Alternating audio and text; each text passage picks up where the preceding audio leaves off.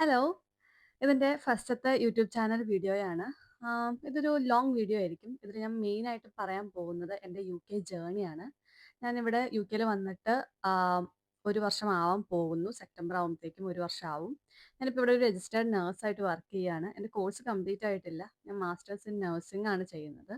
അതിൻ്റെ കൂടെ തന്നെ ഞാൻ പാർട്ട് ടൈം ആയിട്ട് ഇപ്പോൾ രജിസ്റ്റേർഡ് നേഴ്സായിട്ടും വർക്ക് ചെയ്യുന്നു. അപ്പോൾ എനിക്ക് ഒത്തിരി മെസ്സേജസ് വന്നു ഇൻസ്റ്റാഗ്രാമിൽ. എങ്ങനെയാണ് ഒരു രജിസ്റ്റേർഡ് നേഴ്സ് ആയത്?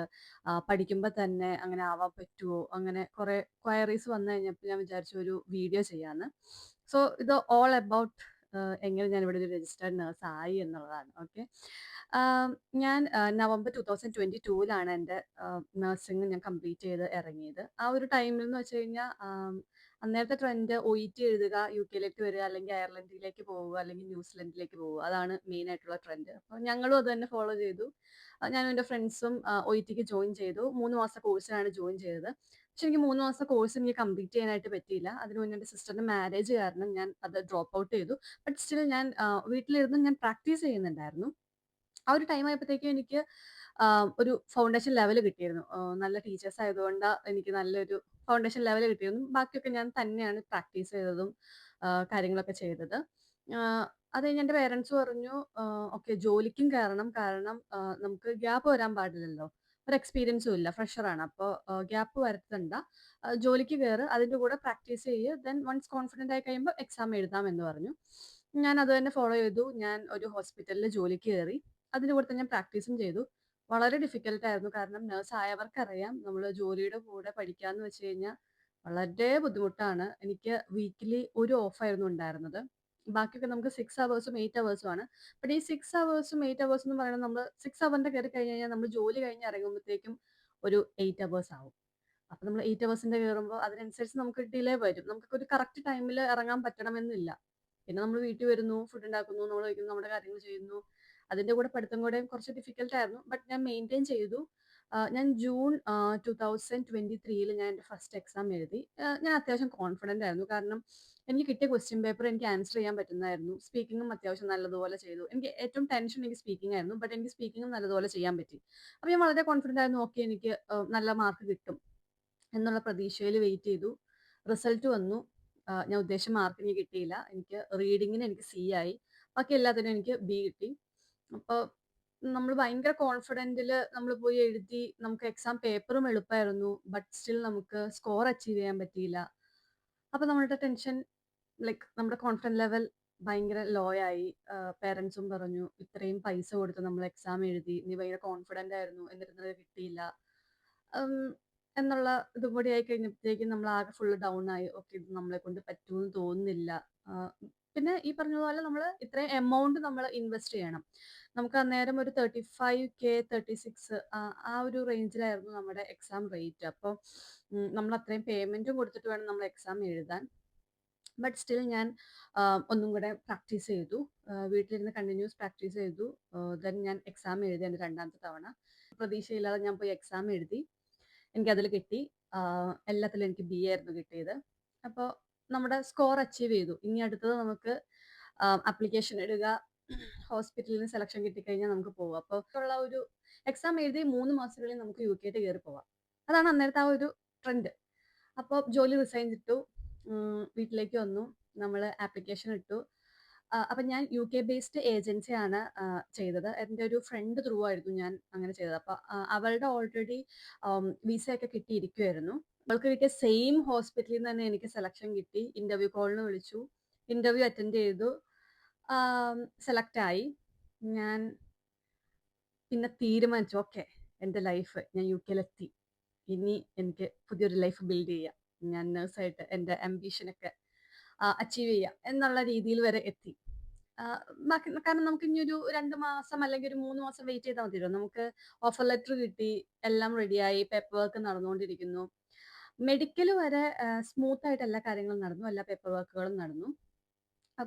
മെഡിക്കലിന് ശേഷം ഇവിടെ യുകെയില് ഇലക്ഷൻ വന്നു. ഇലക്ഷൻ വന്നപ്പോൾ അപ്പോൾ അവര് പറഞ്ഞു, നമുക്ക് ഈ ഇലക്ഷൻ ടൈമിൽ നമുക്കൊന്നും ചെയ്യാൻ പറ്റില്ല. നമ്മൾ വെയിറ്റ് ചെയ്യണം. ഇലക്ഷൻ തീരുന്നോളം വരെ നമ്മൾ വെയിറ്റ് ചെയ്യണം എന്ന് പറഞ്ഞു. ഓക്കെ. നമ്മൾ അതിന് എഗ്രി ആയിരുന്നു. വെയിറ്റ് ചെയ്തു. നമ്മൾ പ്രാർത്ഥിക്കുമായിരുന്നു എത്രയും വേഗം ഒന്ന് ഇലക്ഷൻ തീരണേ. കാരണം നമ്മുടെ പേപ്പർ വർക്ക് നടക്കണല്ലോ. ഇലക്ഷൻ തീർന്നു. അവർ പിന്നെ നമ്മുടെ പേപ്പർ വർക്ക് സ്റ്റാർട്ട് ചെയ്തു. സ്റ്റാർട്ട് ചെയ്ത് നമ്മളിങ്ങനെ അപ്ഡേറ്റ്സ് ചോദിക്കുന്നുണ്ട്. എന്നത്തേക്കാവും? എന്തെങ്കിലും തീരുമാനമായോ? കാരണം നമുക്ക് സിഒഎസ് കിട്ടിയിട്ടില്ല. സിഒഎസ് കിട്ടിയാലാണ് നമുക്ക് വിസയുടെ കാര്യങ്ങളൊക്കെ നമുക്ക് ചെയ്യാൻ പറ്റുള്ളൂ. അപ്പോൾ നമ്മള് വീക്സ് വെയിറ്റ് ചെയ്തു. അത് മന്ത്സ് ആയി. ഒരു 2 മാസത്തോളം കഴിഞ്ഞപ്പോൾ നമ്മൾ എക്സാക്ട്ലി ചോദിച്ചു തുടങ്ങി. നിങ്ങൾ കൊണ്ടുപോകാൻ ഉദ്ദേശിക്കുന്നുണ്ടോ? കാരണം നമുക്കും ടെൻഷനായി തുടങ്ങി. കാരണം ഉം, നോർമലി ഒരു 3 മാസമാണ് നമ്മൾ മാക്സിമത്തിന്റെ മാക്സിമം എടുക്കാറുള്ളൂ. പക്ഷെ ഇത് 3 മാസവും കഴിഞ്ഞു. എന്നിട്ടും അവരുടെ ഭാഗത്ത് നിന്ന് നമുക്കൊരു തീരുമാനം അല്ലെങ്കിൽ നമ്മൾ ചോദിക്കും, എന്താ നിങ്ങൾ കൊണ്ടുപോകാൻ ഉദ്ദേശിക്കുന്നില്ലേ? എന്നാലാണ് നമുക്ക് വേറൊരു ഏജൻസി നോക്കാൻ പറ്റുള്ളൂ. ഇതിപ്പം എന്റെ സിറ്റുവേഷൻ എന്ന് വെച്ച് കഴിഞ്ഞാൽ എനിക്ക് ഓൾറെഡി ഒരു ഓഫർ ലെറ്റർ കിട്ടിയിരിക്കുക. അപ്പൊ നമ്മൾ വേറൊരു ഇത് നോക്കിക്കഴിഞ്ഞ് കഴിഞ്ഞാൽ നമ്മുടെ ഇതും പോവും അതും ഇല്ലാത്തൊരു അവസ്ഥ വരണ്ടല്ലോ എന്ന് വിചാരിച്ചിട്ടാണ് നമ്മൾ ഓർമ്മത്തിൽ തന്നെ സ്റ്റിക്ക് ഓൺ ചെയ്തത്. അപ്പത്തേക്കും അവര് പറഞ്ഞു. അപ്പൊ നമ്മൾ ന്യൂസും കേൾക്കാൻ തുടങ്ങി. റിക്രൂട്ട്മെന്റ് സ്റ്റോപ്പ് ചെയ്തു. ഇനി ആരെയും അങ്ങനെ കൊണ്ടുപോകുന്നില്ല എന്നുള്ള ന്യൂസും കേൾക്കാൻ തുടങ്ങി. അപ്പൊ നമ്മൾ ചോദിച്ചു, നിങ്ങൾ കൊണ്ടുപോകുന്നുണ്ടോ? അതോ നിങ്ങൾ വിത്ഡ്രോ ചെയ്യുവാണോ എന്നുള്ളത് ചോദിച്ചു. അപ്പൊ അവര് പറഞ്ഞു, നമുക്ക് നമ്മൾ വിത്ഡ്രോ ചെയ്യുവാണ്. നമുക്ക് കൊണ്ടുപോകാൻ പറ്റില്ല. റിക്രൂട്ട്മെന്റ് കംപ്ലീറ്റ്ലി സ്റ്റോപ്പ് ചെയ്തു. അവർക്ക് ഫണ്ട് കിട്ടുന്നില്ല എന്ന് പറഞ്ഞു.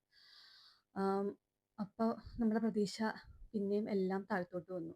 ഇപ്പൊ നോക്കിക്കഴിഞ്ഞ് കഴിയുമ്പോൾ നമ്മുടെ കയ്യിൽ എക്സ്പീരിയൻസ് ഇല്ല. കാരണം ഞാൻ ഓൾറെഡി ഒരു ഹോസ്പിറ്റലിൽ നമ്മൾ വർക്ക് ചെയ്യാൻ കയറി. ബട്ട് നമുക്കൊരു 1 ഇയർ ആയാലാണ് നമുക്ക് 1 ഇയറിൽ എക്സ്പീരിയൻസ് കിട്ടുള്ളൂ. ഇതിപ്പോ നമ്മൾ 1 ഇയർ കംപ്ലീറ്റ് ചെയ്തിട്ടില്ല. നമ്മുടെ ഒഇടി കിട്ടിയെന്ന് പറഞ്ഞ് നമ്മൾ ഇറങ്ങുകയും ചെയ്തു. ഇത് യുകെയിൽ വരാന്നുള്ള പ്രതീക്ഷയിൽ നമ്മൾ വേസ്റ്റ് ചെയ്തു. നമ്മൾ അത്രയും ടൈം നമ്മൾ വേസ്റ്റ് ചെയ്തു. പിന്നെ അപ്പൊ വീട്ടുകാർ പറഞ്ഞു, ഇനി ഇതിന്റെ പുറകെ ഒന്നും പോകണ്ട. ഓ, ഇത്രയും സമയം നമ്മുടെ നഷ്ടമായി, നമ്മുടെ പൈസ നഷ്ടമായി, എല്ലാം പോട്ടെ. ഇനി ഹോസ്പിറ്റലിൽ വർക്ക് ചെയ്യാൻ കയറുക, ഏതെങ്കിലും യുഎ കൺട്രിയിൽ നോക്കുക. അപ്പോഴും എൻ്റെ മനസ്സിൽ യുകെ, എനിക്ക് യുകെയിൽ വരണം, നേഴ്സ് ആവണം എന്നുള്ള സ്വപ്നത്തിൽ നമ്മൾ ഓക്കെ, സാരില്ല പോട്ടെ, നമുക്ക് വിധിച്ചതല്ല എന്നുള്ള രീതിയിൽ ഇരുന്നു. ഞാൻ മുംബൈയിലാണ് അടുത്ത ജോലിക്ക് കയറിയത്. മുംബൈയിൽ വർക്ക് ചെയ്തുകൊണ്ടിരുന്നപ്പോൾ എൻ്റെ ബെസ്റ്റ് ഫ്രണ്ട് എന്നെ ഒരു ദിവസം വിളിച്ചു. എടുത്ത് വിളിച്ചിട്ട് പറഞ്ഞു, നമുക്ക് എംഎസ്സി നഴ്സിംഗ് ചെയ്താലോ, മാസ്റ്റേഴ്സ് ചെയ്താലോ യുകെയിൽ എന്ന് പറഞ്ഞു. പക്ഷെ അത് ആദ്യം കേട്ട് കഴിഞ്ഞപ്പോൾ എനിക്ക് എംഎസ്സി നഴ്സിംഗ് ചെയ്യുന്നതിൽ നമ്മൾ ഒത്തിരി ഫണ്ട് നമ്മൾ ഇറക്കണം. അപ്പോൾ ഒന്നാമത് നമ്മൾ ഫണ്ട് ഇറക്കി നമ്മുടെ കുറച്ച് പൈസ പോയി, നമ്മുടെ സമയം പോയി. ഇനി പിന്നെയും നമ്മൾ പഠിക്കാൻ വരിക എന്ന് വെച്ച് കഴിഞ്ഞാൽ പിന്നെയും നമ്മുടെ സമയനഷ്ടം, നമ്മുടെ പൈസ നഷ്ടം അത്രയും ഉണ്ടല്ലോ. അപ്പോൾ എന്തായാലും എൻ്റെ വീട്ടുകാർ സമ്മതിക്കില്ല എന്നുള്ള ഇതും എനിക്കുണ്ടായിരുന്നു. അപ്പോൾ വേണ്ട എന്നുള്ള തീരുമാനം. ഓക്കെ, അത് വേണ്ട, ഞാൻ യുഎ കൺട്രി തന്നെ നോക്കാം എന്ന് പറഞ്ഞുകൊണ്ട് നമ്മൾ ഇരിക്കുമായിരുന്നു. ബട്ട് ആ ഇടയ്ക്കാണ് ഞങ്ങൾക്കൊരു വീഡിയോ കിട്ടിയത്. നെക്സ്റ്റാരയുടെ ഒരു വീഡിയോ ആയിരുന്നു, ഒരു ഷോർട്ട് വീഡിയോ ആയിരുന്നു. അതിനകത്ത് അവർ സ്കോളർഷിപ്പോട് കൂടി നമുക്ക് മാസ്റ്റേഴ്സ് ചെയ്യാം എന്നുള്ളൊരു ടൈറ്റ് ലൈൻ ആയിരുന്നു. അപ്പോൾ അത് കണ്ടു കഴിഞ്ഞപ്പോൾ ഞങ്ങൾക്ക് ഇങ്ങനെ, ഓക്കെ, സ്കോളർഷിപ്പ് ഉണ്ടെങ്കിൽ നമ്മുടെ കയ്യിൽ നിന്ന് നമുക്ക് അത്രയും എമൗണ്ട് നമ്മൾ കുറച്ചെടുത്താൽ മതിയല്ലോ, നമുക്ക് അത്രയും സ്കോളർഷിപ്പ് കിട്ടുവാണെങ്കിൽ. അപ്പോൾ നമുക്ക് അതിനെപ്പറ്റി ഒന്നുകൂടെ അന്വേഷിക്കാം. അപ്പോൾ ഞങ്ങൾ വീട്ടിലൊന്നും പറഞ്ഞിട്ടില്ല. ഇത് ഞങ്ങളുടെ ഇടയിൽ മാത്രം ഞങ്ങൾ ഡിസ്കസ് ചെയ്യണതാണ്. നമുക്ക് ഇതിനെപ്പറ്റി ഒന്ന് അന്വേഷിക്കാം, എന്നിട്ട് നമുക്ക് വീട്ടിൽ പറയാമെന്നുള്ള തീരുമാനത്തിലായി. ഞങ്ങൾ അവർക്ക് ടെക്സ്റ്റ് ചെയ്തു. ടെക്സ്റ്റ് ചെയ്തപ്പോൾ അവർ റിപ്ലൈ ചെയ്തു, ഇത് ഒറിജിനൽ ആണ്, നമുക്ക് അങ്ങനെ സ്കോളർഷിപ്പ് ഉണ്ട്, നമുക്ക് അങ്ങനെ പോകാൻ പറ്റും എന്നുള്ള രീതിയിൽ പറഞ്ഞു. പക്ഷെ ഞങ്ങൾ ഈ ഈ ഏജൻസിനെ പറ്റി ഞങ്ങൾ കേട്ടിട്ടില്ല. മുമ്പ് നമ്മളൊന്നും കേട്ടിട്ടില്ല. ആരും പറയണതും കേട്ടിട്ടില്ല. അപ്പോൾ ഞങ്ങൾക്ക് ഇത് ഇവർ പറയണത് ജെന്യുവിൻ ആണോ, ഇനിയും നമ്മുടെ സമയം പോവോ എന്നുള്ളൊരു ടെൻഷൻ നമുക്കുണ്ട്. അപ്പം നമ്മൾ വേറെയും ഏജൻസിയിൽ ചോദിച്ചു. അത്യാവശ്യം റെപ്യൂട്ടഡ് ആയ കുറച്ച് ഏജൻസികളിൽ ഞങ്ങൾ വിളിച്ചന്വേഷിച്ചപ്പോൾ സ്കോളർഷിപ്പ് എടുത്ത് പോകുന്നതിനെ പറ്റി ഒരു വ്യക്തമായ ഒരു ക്ലാരിറ്റിയോട് കൂടി എനിക്ക് ഒരു റെസ്പോൺസ് ചെയ്തില്ല. അപ്പോൾ അത് കഴിഞ്ഞപ്പോൾ നമുക്ക് അത്യാവശ്യം റെപ്യൂട്ടഡ് ആയ ഏജൻസികൾ ഈ സ്കോളർഷിപ്പിനെ പറ്റിയൊന്നും വ്യക്തമായിട്ട് നമുക്ക് പറഞ്ഞു തരുന്നില്ല. അപ്പോൾ നമുക്ക് അറിയാത്തൊരു ഏജൻസിയുടെ അടുത്ത് നമ്മൾ എന്ത് വിശ്വാസത്തിൽ മുന്നോട്ട് പോകും എന്നുള്ളൊരു ടെൻഷൻ വന്നു. നമ്മൾ വീട്ടിൽ ഡിസ്കസ് ചെയ്തു. വീട്ടിൽ ഡിസ്കസ് ചെയ്തപ്പോൾ വീട്ടുകാരോട് നമുക്ക് പോയി അന്വേഷിക്കാം, ഡയറക്റ്റ് പോയി സംസാരിക്കാം, ഈ ഫോണിലൂടെ അല്ലാതെ നമുക്ക് ഡയറക്റ്റ് പോയി സംസാരിക്കാം എന്ന് പറഞ്ഞു.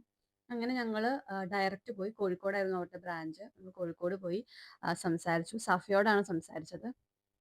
She was really good. പുള്ളിക്കാരത്തി ഞങ്ങൾക്ക് എല്ലാം ക്ലിയർ ചെയ്ത് തന്നു.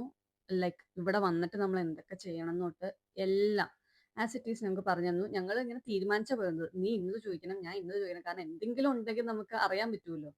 അപ്പോൾ ഞങ്ങളുടെ ചെറിയ ഡൗട്ട് തൊട്ട് ഞങ്ങളുടെ വലിയ ഡൗട്ട് വരെ പുള്ളിക്കാരത്തി ഇരുന്ന് ക്ലിയർ ചെയ്തു. എനിക്ക് തോന്നുന്നു ഞങ്ങളൊരു 2 to 3 അവേഴ്സ് ഞങ്ങൾ എടുത്തു കംപ്ലീറ്റ്ലി ഞങ്ങളുടെ ടോക്ക് എല്ലാം തീരാനായിട്ട്. അതിനുശേഷം ഞങ്ങളുടെ ആ സംസാരം കഴിഞ്ഞപ്പോൾ അത്രയും മണിക്കൂർ നമ്മൾ സംസാരിച്ചതിൽ നമുക്കൊരു ക്ലാരിറ്റി വന്നു. ഓക്കെ, നമുക്ക് ഇതെടുക്കുന്നതിൽ ഇപ്പൊ നഷ്ടമില്ല. ഇങ്ങനത്തെ ഒരു സിറ്റുവേഷനിൽ നമുക്ക് വേറൊരു ഓപ്ഷൻ ഇല്ല. അപ്പോൾ ഞങ്ങൾ എംഎസ്സി നഴ്സിംഗ് ഞങ്ങൾ രണ്ടുപേരും കൂടെ എംഎസ്സി നഴ്സിംഗ് എടുക്കാമെന്ന് തന്നെ തീരുമാനിച്ചു. നമ്മൾ പേപ്പർ വെച്ചത് ഏപ്രിലാണ്. നമ്മൾ കുറച്ച് ഏർലി തന്നെ സ്റ്റാർട്ട് ചെയ്തു നമ്മുടെ പേപ്പർ വർക്ക്. നമുക്ക് കുറച്ചുകൂടെ ടൈം എടുത്ത് ചെയ്യാന്നുള്ള ഒരു രീതിയിൽ വേറൊരു ഡിലേയും വരണ്ട എന്നുള്ള രീതിയിൽ നമ്മൾ ഏപ്രിലാണ് സ്റ്റാർട്ട് ചെയ്തത്.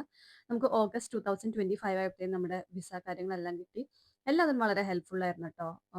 നമുക്ക് ഇന്റർവ്യൂ പാസ്സാവാനും നമ്മുടെ മെഡിക്കലിൻ്റെ ഹെൽപ്പിന് വേണ്ടിയിട്ട് അങ്ങനെ എല്ലാത്തിനും എല്ലാ കാര്യങ്ങൾക്കും അവർ വളരെ ആക്റ്റീവായിട്ട് നമ്മുടെ ചെറിയ ചെറിയ ഡൗട്ടുകൾ ഇൻ ബിറ്റ്വീൻ നമുക്ക് വരുന്ന കാര്യങ്ങളുണ്ടല്ലോ, ഇനി അടുത്ത പ്രോസസ്സിങ് എങ്ങനെയാണ്, അപ്പം എല്ലാം അവർ അടുത്ത പ്രോസസ്സ് എങ്ങനെ സ്റ്റാർട്ട് ചെയ്യണതിന് മുന്നേ തന്നെ നമുക്കൊരു ക്ലാരിറ്റി തന്നു. ഓക്കെ, ഇനി അടുത്തത് നമ്മൾ ഇന്നതാണ് ചെയ്യാൻ പോകുന്നത്, അതിന് ഇത്ര സമയം പിടിക്കും എന്നിട്ട് നമുക്ക് എല്ലാം വ്യക്തമായിട്ട് പറഞ്ഞു തന്നായിരുന്നു. അപ്പം ഞങ്ങളുടെ ഫോളോ അപ്പ് ചെയ്തുകൊണ്ടിരുന്നത് റിൻഷയാണ്.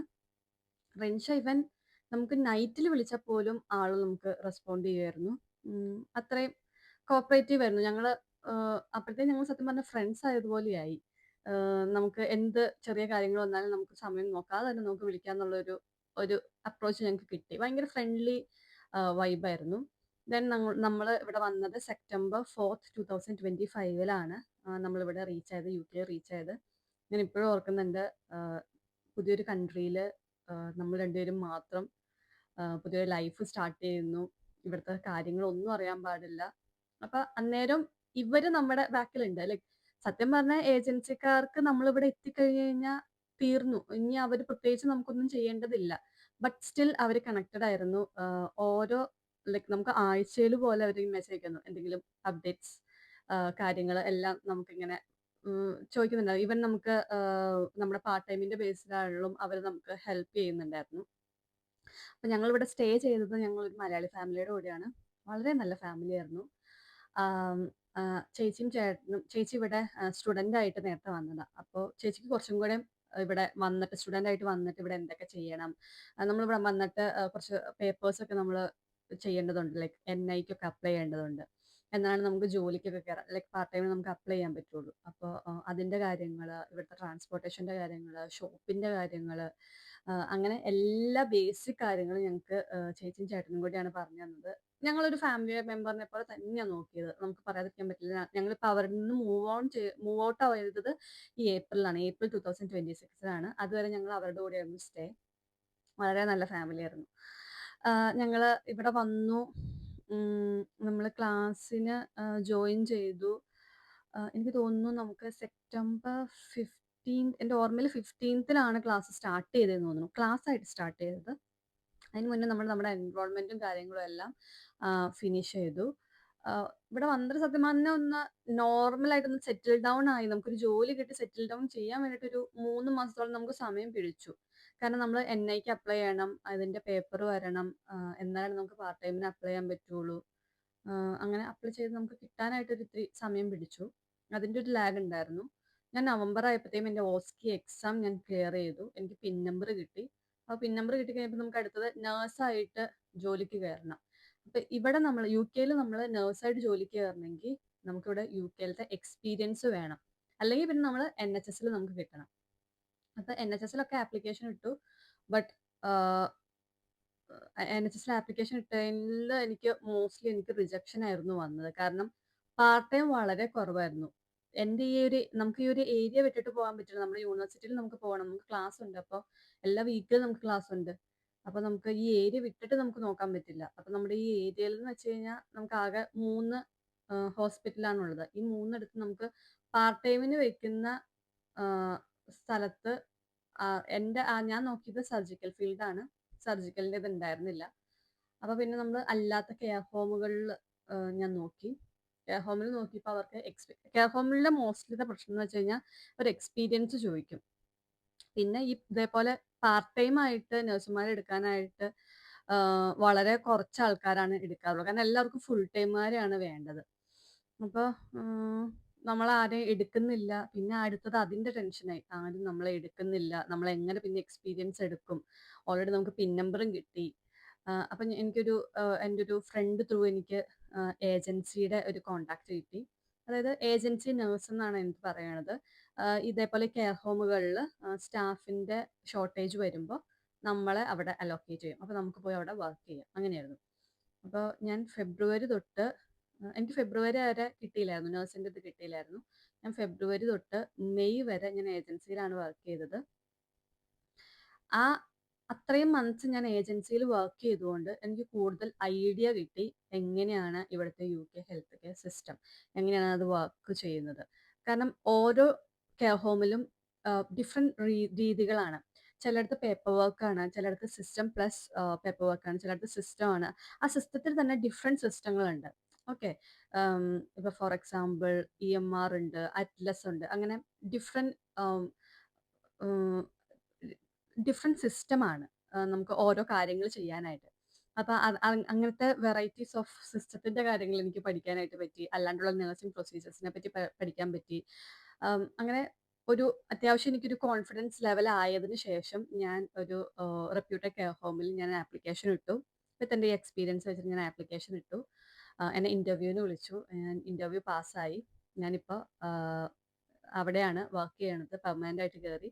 ഇതെൻ്റെ സെക്കൻഡ് മന്താണ്. അപ്പോൾ ഒത്തിരി സ്ട്രഗിൾ ചെയ്തോന്ന് വെച്ച് കഴിഞ്ഞാൽ ഒത്തിരി സ്ട്രഗിൾ ചെയ്തു. പിന്നെ ഈ സ്റ്റുഡൻറ് പീരീഡ് എന്ന് വെച്ച് കഴിഞ്ഞാൽ നമ്മുടെ ഒരു സ്ട്രഗിൾസിന്റെ ഒരു കൂമ്പാരം തന്നെയാണ്. ആ സ്ട്രഗിൾ ചെയ്യാൻ റെഡി ആണെങ്കിൽ നമുക്ക് നല്ലൊരു ബെനിഫിറ്റ് കിട്ടും. ഞാനിപ്പോൾ ഇത്രയും സ്ട്രഗിൾ ചെയ്തിട്ടാണ് ഞാനിപ്പോൾ ഈ ഒരു പൊസിഷനിൽ നിൽക്കുന്നത്. ഞാൻ നേഴ്സ് ആവുന്നതിന് മുന്നേ ഞാൻ കെയർ അസിസ്റ്റന്റ് ആയിട്ട് വർക്ക് ചെയ്തിട്ടുണ്ട്. ഞാൻ ഡൊമിസിലറി കെയർ ആയിട്ട് വർക്ക് ചെയ്തിട്ടുണ്ട്. ഈ ഡൊമിസിലറി കെയർ എന്ന് വെച്ച് കഴിഞ്ഞാൽ ഡോർ ടു ഡോർ നമ്മൾ സർവീസ് ചെയ്യുന്നതാണ്. അതായത് വീട്ടിലുള്ളവർക്ക്, വയ്യാത്തവർക്ക് നമ്മൾ പോയി കെയർ കൊടുക്കണം. നമ്മുടെ പേഴ്സണൽ കെയർ, മെഡിസിൻ, ഫുഡ്, അങ്ങനത്തെ കാര്യങ്ങളൊക്കെ നമ്മൾ ചെയ്യുന്ന കാര്യമാണ് ഡൊമിസിലറി. ഞാൻ അത് ചെയ്തിട്ടുണ്ട്. അതിനുശേഷമാണ് ഞാൻ ഏജൻസിയിൽ വർക്ക് ചെയ്തത്. അതിനുശേഷമാണ് ഞാനിപ്പോൾ പെർമനന്റ് ആയിട്ട് വർക്ക് ചെയ്തത്. നമ്മൾ ഈ പറഞ്ഞ പോലെ ഇവിടെ വന്ന് പിൻ നമ്പർ കിട്ടി ഉടനടി നമുക്ക് പെർമനന്റ് ജോബ് കിട്ടണം എന്ന് നമ്മൾ വാശി പിടിച്ചാൽ നമുക്കത് കിട്ടണമെന്നില്ല. നമ്മൾ ഈ പറഞ്ഞ പോലെ ട്രൈ ഔട്ട് ചെയ്യുക. നമുക്ക് വരുന്ന ഓപ്പർച്യൂണിറ്റീസ് ഒന്നും കളയാതെ നമ്മൾ അതിനകത്ത് കയറുക. ഇനി എൻ്റെ കോഴ്സ് തീരാൻ പോകുന്നത് സെപ്റ്റംബറിലാണ്. സെപ്റ്റംബർ 13-ാം തീയതി ആകുമ്പോഴത്തേക്ക് എൻ്റെ കോഴ്സ് തീരും. അത് കഴിയുമ്പോഴത്തേക്ക് എനിക്ക് ഫുൾ ടൈം ആയിട്ട് എനിക്ക് വർക്ക് ചെയ്യാം. അതുവരെ ഞാൻ പാർട്ട് ടൈം ആയിട്ടാണ് ഇപ്പോൾ വർക്ക് ചെയ്യുന്നത്. അപ്പോൾ കുറേ പേര് എൻ്റെ അടുത്ത് ചോദിച്ചു, UK സ്റ്റുഡൻ്റ് ആയിട്ട് വന്നതിന് വർത്ത് ആണോ എന്ന് ചോദിച്ചു. ഞാൻ പറയും 100% വർത്ത് ആണ്. കാരണം ഞാനിപ്പോൾ UK സ്റ്റുഡൻ്റ് അല്ലാതെ എനിക്ക് ഇങ്ങോട്ടേക്ക് വരാനായിട്ടുള്ള ഒരു ഓപ്പർച്യൂണിറ്റി ഇല്ല, റിക്രൂട്ട്മെന്റ് ഇല്ല. അപ്പോൾ നമുക്ക് ആകെ ഉള്ള ഒരു ഓപ്ഷൻ എന്ന് വെച്ച് കഴിഞ്ഞാൽ സ്റ്റുഡൻ്റ് ആയിട്ട് വരിക എന്നുള്ളതാണ്. അപ്പോൾ പിന്നെ അടുത്ത ചോദ്യം എന്ന് വെച്ച് കഴിഞ്ഞാൽ 1 ഇയർ കോഴ്സ് എടുക്കണോ 2 ഇയർ കോഴ്സ് എടുക്കണോ എന്നാണ്. എനിക്ക് ഓൾറെഡി OET ഉണ്ടായിരുന്നു. അപ്പോൾ എനിക്കൊരു ഐഡിയ ഉണ്ടായിരുന്നു. ഞാൻ OET കഴിഞ്ഞ ഒരാളാണ്. എൻ്റെ CBT കഴിഞ്ഞ ഒരാളാണ്. അപ്പോൾ എനിക്ക് ആകെ പെൻഡിങ് എന്നുള്ളത് OSCE എക്സാം ആണ്. അപ്പോൾ ഞാൻ ഇവിടെ വന്നിട്ട് OSCE എക്സാം പാസ്സായി കഴിഞ്ഞാൽ എനിക്ക് പിന്നെ പിൻ നമ്പർ ആയി. ഓക്കെ, സോ എനിക്ക് 2 ഇയറിൻ്റെ ആവശ്യമില്ല. ഈ 2 ഇയർ കോഴ്സുകൾ എടുക്കാൻ ലൈക്ക് കൂടുതൽ നല്ലത് ഇതേപോലെ OET, CBT ഒന്നും കഴിയാത്തവർക്ക് 2 ഇയർ കോഴ്സ് എടുക്കുകയാണെങ്കിൽ വളരെ നല്ലതായിരിക്കും. കാരണം അത് നമുക്ക് പിൻ നമ്പറോട് കൂടി ഇറങ്ങാം. നമുക്ക് പ്ലേസ്മെന്റ് ഉണ്ട്, NHSൽ പ്ലേസ്മെന്റ് ഉണ്ട്. അപ്പോൾ അത് കുറച്ചും കൂടെ അപ്പോൾ ഈ പറഞ്ഞ പോലെ 2 ഇയർ എടുക്കുമ്പോൾ അതിനനുസരിച്ച് പേയ്മെന്റ് വേറെ ഉണ്ട്, ലൈക്ക് ഫീസ് അതിനനുസരിച്ച് കൂടുതലുണ്ട്. അപ്പോൾ ആർക്കാണോ ഇത് ആപ്റ്റ് അതിനനുസരിച്ച് ചൂസ് ചെയ്യാം. അപ്പോൾ എനിക്ക് ആപ്റ്റ് എന്നുള്ളത് 1 ഇയർ ആയിരുന്നു. അതുകൊണ്ട് ഞാൻ 1 ഇയർ കോഴ്സ് എടുത്തു. ഞാൻ ഇവിടെ വന്നു, OSCE എഴുതി, പിൻ നമ്പർ കിട്ടി. ഞാൻ പിന്നെ നേഴ്സായിട്ട് ഞാൻ വർക്ക് ചെയ്തു. അപ്പോൾ UK വരുന്നത് ഒരിക്കലും വർത്ത് അല്ല എന്ന് ഞാൻ പറയില്ല. ഇവിടെ വരാതെ ഞാനിപ്പോൾ നാട്ടിൽ വർക്ക് ചെയ്തായിരുന്നെങ്കിൽ ഞാൻ ആ തുച്ഛമായ ശമ്പളത്തിൽ ഞാൻ വർക്ക് ചെയ്യേണ്ട വന്നേനെ. ഇവിടെ നമ്മൾ ഇപ്പോൾ വർക്ക് ചെയ്യണം. പിന്നെ നഴ്സുമാരുടെ ജോലി അവിടെയാണെങ്കിലും ഇവിടെയാണെങ്കിലും നമുക്ക് അത്യാവശ്യം കഷ്ടപ്പാടുണ്ട്, സ്ട്രെസ് ഉണ്ട്, അതിൻ്റെതായ ഒരു കാര്യങ്ങളുണ്ട്. ബട്ട് സ്റ്റിൽ നമുക്ക് നല്ലൊരു പേ ഔട്ട് ഉണ്ട്, നമുക്ക് നല്ലൊരു പേ ഉണ്ട്. സ്റ്റിൽ ആൾക്കാർ പറയും നമുക്കിവിടെ ടാക്സ് ഉണ്ട്, ബിൽസ് ഉണ്ട്, എല്ലാം ഉണ്ട്. ഇപ്പം നമ്മുടെ നാട്ടിലാണെങ്കിലും നമുക്കിവിടെ ടാക്സ് ഉണ്ട്, നാട്ടിലാണെങ്കിലും നമുക്കവിടെ ബിൽസ് ഉണ്ട്. ഇവിടെയും ആ ഒരു സെയിം രീതി തന്നെയാണ്. ബട്ട് നമുക്ക് അത്യാവശ്യം നല്ലൊരു പേയ്മെന്റ് ഉണ്ട്. നമ്മൾ കൊടുത്ത കാശ് നമുക്ക് തിരിച്ചു പിടിക്കാൻ പറ്റും. ഓക്കെ, അപ്പൊ അതുകൊണ്ട് UK വർത്ത് അല്ല എന്ന് ആരും പറയില്ല. ഇവിടെ UK വർത്താണ്. നമ്മളിവിടെ വന്ന് ജോലി ചെയ്യുന്നതിൽ ഒരു പ്രശ്നമില്ല. അപ്പൊ ആരെങ്കിലും UK വരാനായിട്ട് നോക്കുന്നുണ്ടെങ്കിൽ ഗോ ഫോർവേഡ്. നിങ്ങൾ ഇനി വെച്ച് താമസിപ്പിച്ചുകൊണ്ടിരിക്കരുത്. കാരണം ഓരോ വർഷം കഴിയുന്തോറും റൂൾസും മാറിക്കൊണ്ടിരിക്കുക. അപ്പം ഇപ്പൊ ഒത്തിരി പേര് മാസ്റ്റേഴ്സ് ഇൻ നഴ്സിംഗ് ചെയ്യുന്നുണ്ട്. ഈവൻ എൻ്റെ ക്ലാസ്സിൽ തന്നെ ഒത്തിരി സ്റ്റുഡൻസ് ഉണ്ട്. ഈവൻ ഒരുപാട് മലയാളീസ് ഉണ്ട്. എല്ലാവരും മാസ്റ്റേഴ്സ് ചെയ്ത് ഇതേപോലെ തന്നെ നഴ്സായിട്ട് കയറാൻ വേണ്ടിയിട്ടാണ്. കുറേ പേര് OSCE എക്സാം പാസ്സായി പിൻ നമ്പർ കിട്ടിയവരും ഉണ്ട്. ചിലവർ ഇപ്പോൾ ട്രൈ ഔട്ട് ചെയ്തുകൊണ്ടിരിക്കുന്നവരുണ്ട്. ചിലവർക്ക് ഓൾറെഡി ഇപ്പോൾ NHSൽ വർക്ക് കിട്ടിയവരും ഉണ്ട്. ഓക്കെ, അപ്പൊ അത് നമ്മൾ ഈ പറഞ്ഞതുപോലെ ട്രൈ ഔട്ട് ചെയ്തുകൊണ്ടിരിക്കുക. അപ്പൊ ഇപ്പൊ ഞാൻ കെയർ ഹോമിലാണ് വർക്ക് ചെയ്യണത്. എനിക്കത് ഒരു നല്ല കാര്യമായിട്ടാണ് എനിക്ക് ഫീൽ ചെയ്യണത്. ഇനി വൺസ് എനിക്ക് അവിടുത്തെ ഒരു എക്സ്പീരിയൻസ് കിട്ടിയതിന് ശേഷം ഞാൻ ഇനി NHSൽ ട്രൈ ഔട്ട് ചെയ്യാന്നാണ് ഞാൻ വിചാരിച്ചുകൊണ്ടിരിക്കുന്നത്. അപ്പോൾ ഞാൻ വിചാരിക്കുന്നു ഈ വീഡിയോ നിങ്ങൾക്ക് ഹെൽപ്ഫുൾ ആണെന്ന്. ഞാൻ ഇനിയും കൂടുതൽ വീഡിയോസ് ഞാൻ ഇറക്കുന്നുണ്ട്. ഇതിന്റെ ബേസിസിൽ ലൈക്ക് ഞാൻ OET എവിടെ പഠിച്ചു, ഞാൻ ഇവിടെ വന്നിട്ട് OSCE എക്സാം എങ്ങനെ പ്രിപ്പയർ ചെയ്തു, അതിന്റെ പേപ്പർ വർക്കുകൾ, NMC രജിസ്ട്രേഷൻ, അങ്ങനെ എല്ലാത്തിനെ പറ്റി ഞാനൊരു വീഡിയോ ചെയ്യണമെന്ന് ആഗ്രഹിക്കുന്നുണ്ട്. അപ്പോൾ നിങ്ങൾക്ക് എന്തെങ്കിലും ഡൗട്ട്സോ കാര്യങ്ങളോ ഉണ്ടെങ്കിൽ do comment, and I hope this video is helpful for you. Okay then, bye bye, take care.